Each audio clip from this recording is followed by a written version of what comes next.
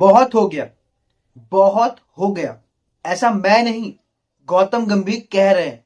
अब वो किसको कह रहे हैं? पूरे टीम को कह रहे हैं, विराट कोहली को कह रहे हैं, या रोहित शर्मा को कह रहे हैं, या ऋषभ पंत को कह रहे हैं? ये मतलब समझ में नहीं रहा भाई साहब, ये इंडियन क्रिकेट टीम है या पाकिस्तान क्रिकेट टीम है? ठीक है। एक और बात सामने निकल के आ रहा है। एक सीनियर खिलाड़ी है, ठीक है, उन्होंने कहा है कि भाई साहब जब तक ये झमेला चल रहा है, ठीक है ना, मतलब जब तक टीम नहीं जीत रही है तब तक के लिए मैं कप्तान बन जाता हूं। जब टीम जीतने लगेगी तब कोई और बन लेगा। ठीक है।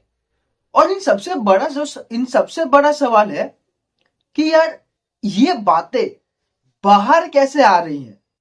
मतलब ये सारी बातें तो कॉन्फिडेंशियल बातें होती है ना। मतलब कोच जो भी बात कर रहा हो, प्लेयर जो भी बात कर रहा हो, ठीक है, ये सब तो कॉन्फिडेंशियल बातें होती है, ये सब तो ड्रेसिंग रूम के अंदर होता है।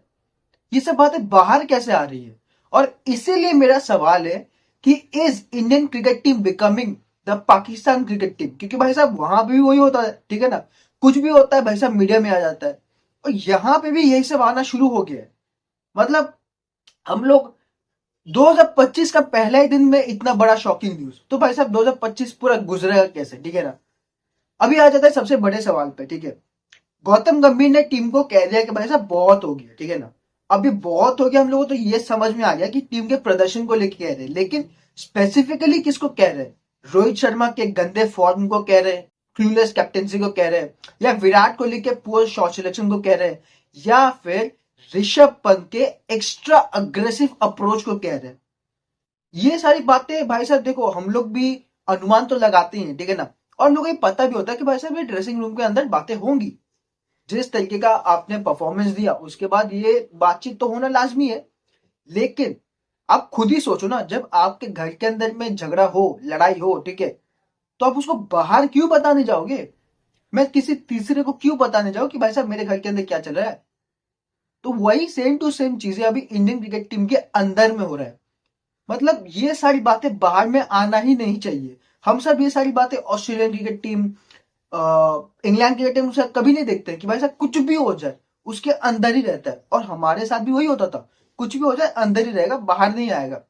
लेकिन अब ये सारी चीजें हो रही हैं, और अभी तो भाई साहब ये सब ना एक नए मोड़ पे भी जाएगा। ठीक है, मैं आपको बता रहा हूँ, अब ना टीम टीम के अंदर ही ग्रुप्स बनेंगे, ठीक है। और मैं आपको एक बात बता दूं, नए खिलाड़ी इन लोग का उन लोगों का औकात नहीं है करने का, ठीक है ना, क्योंकि देखो नए खिलाड़ी बेंच ऐसे ही डरे रहते हैं कि कब उनको टीम से निकाल देगा। ठीक है, तो वो लोग अपना चुपचाप रहते हैं, अपना काम धाम करते हैं।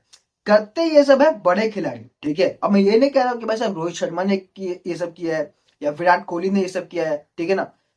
मतलब आप कैसे सोच सकते हैं कि भाई साहब मैं कैप्टेंसी ले लेता हूं, ठीक है, और बाद में देखेंगे?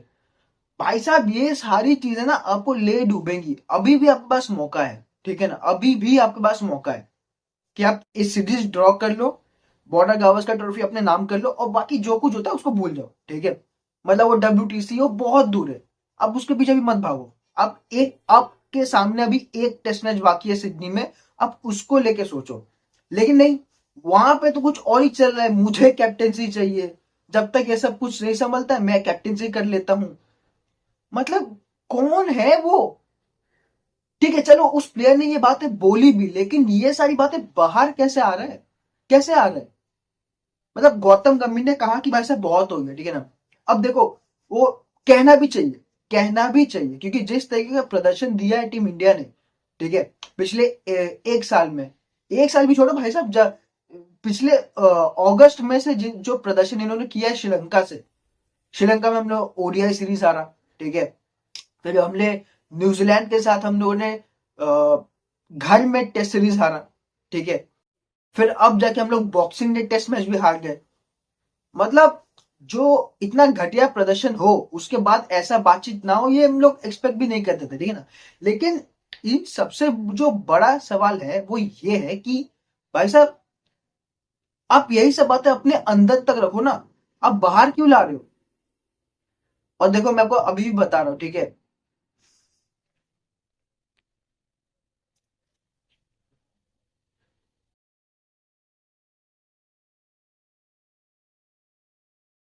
अभी एक और बात सामने निकल के आ रहा है, ठीक है, कि क्या ऋषभ पंत को ड्रॉप कर दिया जाए?